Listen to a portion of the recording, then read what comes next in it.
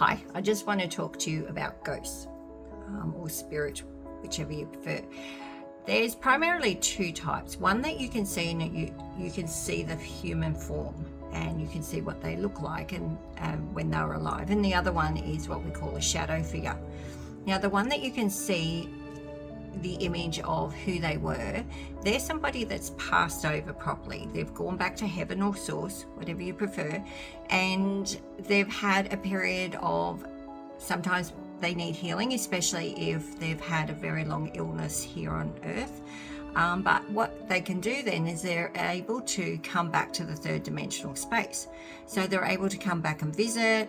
Sometimes they come back because they like an energy of a space, or they're connected to the energy of a person that they like. Sometimes they're here to guide. Other times they're just here to let you know that they're around. And the cool thing about that is they're able to present themselves however they like. So if they saw somebody, a couple of days before they died, they will show themselves to them in that way. But if you hadn't seen them for 30 years, they would present themselves in the way that you remember.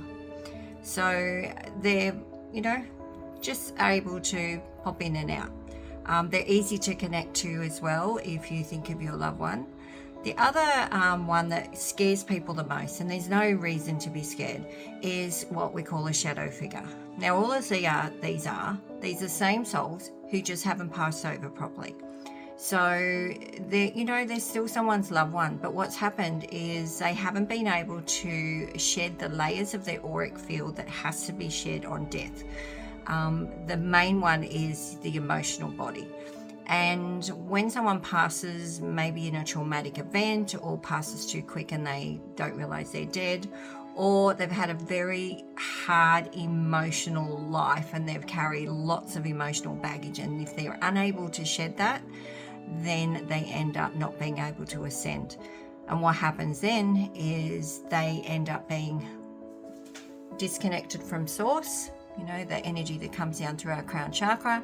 They get disconnected from there, and they also get disconnected with their connection to the earth plane, because those energies will only stay there that energy will only flow for so long. So what really happens is their light eventually goes out. So they just get dimmer and dimmer. They lose all of the earthly characteristics that they had, and you're just seeing the low frequency energy of the auric field. That's all you're seeing. So it looks shadowy. Plus, because it's such a low frequency, it can feel very foreboding. So when you see it and you look and you tap into their energy, feel their energy, it feels so low, and it feels icky and scary and foreboding. But that's only when you're just feeling their frequency. It's got nothing to do with the personality of the spirit that you're seeing. So what ends up happening too is people get scared when they bang or they move objects around and things like that. But if you were trapped in a space and you weren't able to scream or talk to people and let people know that you were there and to take notice, you would do absolutely anything you could to get notice. So, and this is what happens. They bang, move things, and it's primarily to turn around and go, hey, I'm here. So I pass a lot of these souls over, and I've been shown what it feels like to be in that situation, and it's not nice. So I get really annoyed with ghost tours and things like that. I don't like them. I think they're just